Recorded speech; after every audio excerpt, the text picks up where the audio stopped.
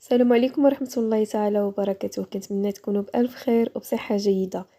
اليوم إن شاء الله غادي نشارك معكم بيتزا رولي أو شنيك مالح اللي كيجي لذيذ بزاف، مكونات اللي بسيطة. كنتمنى الوصفة ديال اليوم نال إعجابكم. ندوزو المقادير وطريقة التحضير.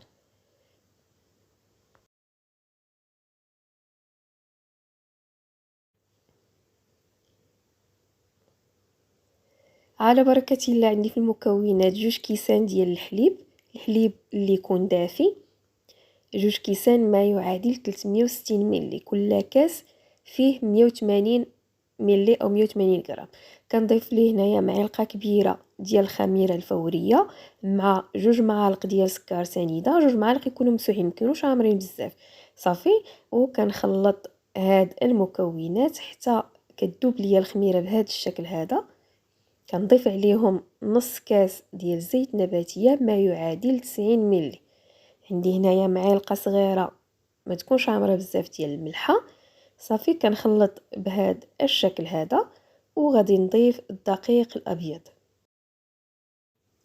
بالنسبه للدقيق عندي 500 غرام، كنضيفها على دفعات بهذا الشكل هذا مع واحد الخماره من وزن 8 غرام. كنضيف الدقيق كما قلت لكم غير بشويه وانا كنخلط مزيان. هاد الطريقه هذه كتخلي لينا الفطائر كيجيونا خفافين بزاف وما كنحتاجوش ندلكوهم غير شي شويه. صافي هنا غادي نضيف الكميه اللي بقات ليا ديال الدقيق. كما قلت لكم دخلت ليا نص كيلو ديال الدقيق، وكيبقى على حسب نوعيه الدقيق. صافي، غادي نضيف الكميه اللي بقات كامله. كما كتشوفوا معايا العجينه كتكون كتلصق بهذا الشكل هذا في الاول.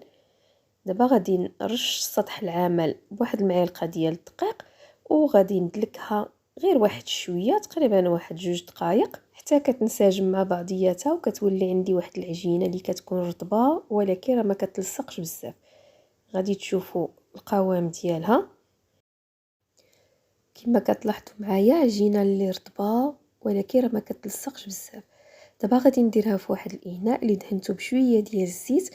كنغطيها بلاستيك غذائي وغادي نخليها حتى كتخمر مزيان وكيتضاعف الحجم ديالها. غادي نحضروا لاصوص. خديت هنايا تقريبا نص علبه ديال صلصه الطماطم اللي كتباع جاهزه. ممكن تحكوا غير 2 مطيشات الا كانوا عندكم. صافي، ضفت هنايا زيت الزيتون، عندي 2 ريقات ديال الغار، شويه ديال الملحه وشويه ديال البزار. انا دائما كنبغي نسم هاد لاصوص اللي كتباع جاهزه، ما كيعجبنيش المذاق ديالها هكا. نتوما الا بغيتو تستعملوها بلا ما طيبوها راه ممكن. صافي، غادي نردها فوق النار حتى كتغلي مزيان وكتطلق فيها النكهه ديال ورقه سيدنا موسى. في الاخير غادي نضيف ليها واحد شويه ديال الزعتر اللي كيعطيها واحد المذاق اللي زوين بزاف. وواحد الملاحظه، نتوما الا استعملتوا مطيشه طريه غادي تضيفوا ليها واحد المعلقه صغيره ديال مطيشه ديال الحك. صافي، هنايا من بعد ما ضاف ليا العجين كما شفتوا خمر مزيان، كنحيد منه الهواء بهذا الشكل هذا. وغادي نقسم هاد العجينه على 2 باش كتجينا ساهله في الخدمه وما كتعذبناش. ممكن تقسموها حتى على 3.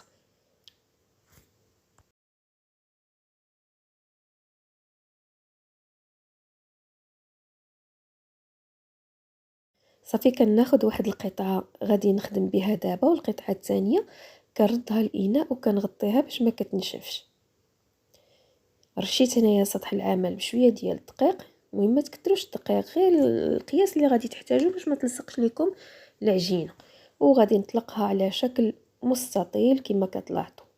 يكون السمك ديالو متوسط، ما تكونش غليظه وفي نفس الوقت ما تكونش رقيقه باش ما تبانش لينا الحشوه منها. صافي، هنايا من بعد ما طلقتها بهذا الشكل هذا غادي ناخذ صلصه البيتزا. من بعد ما بردات كندير تقريبا واحد 2 معالق وكنسرحهم مزيان بهذا الشكل هذا، وبلا ما نوصلوا للجهه الفوقانيه كما كتلاحظوا باش كتلصق لينا العجينه. كنضيف فوقها واحد شويه ديال الموتزاريلا محكوكه. وعندي هنايا تقريبا واحد نص فلفله خضراء، نص فلفله حمراء، شويه ديال الزيتون خضر مقطع، شويه ديال الزيتون كحل مقطع. المهم نتوما ديروا الحشوه اللي بغيتو في هاد الفطائر. المهم راه كيبقى لكم الاختيار. عندي هنايا واحد العلبه ديال الطون اللي ممكن حتى تعوضوها بالكفته ولا الدجاج. المهم نتوما وشنو بغيتو. كنوزعها بهذا الشكل هذا. كنزيد شويه ديال الموتزاريلا من الفوق صافي. وفي الاخير غادي ندير واحد الحكه ديال الزعتر. المهم راه كنديرو غير شويه شويه من كل حاجه. وغادي نلوي الشناك ديالي او الفطائر بهذه الطريقه هذه كما كتلاحظوا صافي. كنلوي وانا كنزير وكنسدها مزيان في الاخير باش ما كتحلش. كنحاول نضغط على هذا الرولو شويه باش الا كان شي فراغ ما تيبقاش. صافي في الاخير كناخذ خيط. هنا ممكن تقسموا بالعجينه بالموس الا بغيتو، غير هو الخيط راه كيجي ساهل في الخدمه وما كيخسرش ليها الشكل ديالها. صافي كنقطع تقريبا واحد 4 سنتيم. ما ديروهمش رقاق باش ما كيهبطوش ليكم، خليهم على 4 سنتيم ولا 4 ونص باش كتجيكم الذره ديالهم عاليه شويه وزوينه. صافي من بعد كنوضعهم في واحد الطاوه اللي فرشت ليها ورق الطي. ممكن تدهنوها بالزيت. كنضغط عليهم واحد شويه. المهم ما كنقرصوهمش بزاف، كنضغطوا غير واحد شويه بخصوص من الوسط. وغادي ندهن ليهم الجناب ديالهم والفوق بديك الصلصه اللي صايبنا ديال البيتزا. هنا ممكن تدهنوهم بالبيض الا بغيتو، غير هاد الصلصه راه كتجي احسن من البيض. كنخلي الفطائر يخمروا تقريبا واحد 15 دقيقه وغادي ندخلهم يطيبوا على 200 درجه بالنسبه للفران ديال الضو.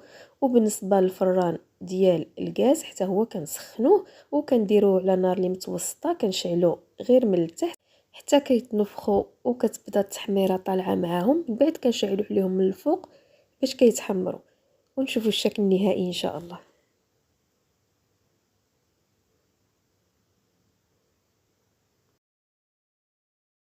وكان هذا هو الشكل النهائي ديال الوصفه اللي شاركت معكم اليوم. بيتزا رولي او شناك مالح بمذاق البيتزا اللي كيجي لذيذ بزاف. عجين اللي ناجح كما شفتوا معايا كيجي خفيف ورطب. هذا هو الشكل ديال الفطائر عن قرب.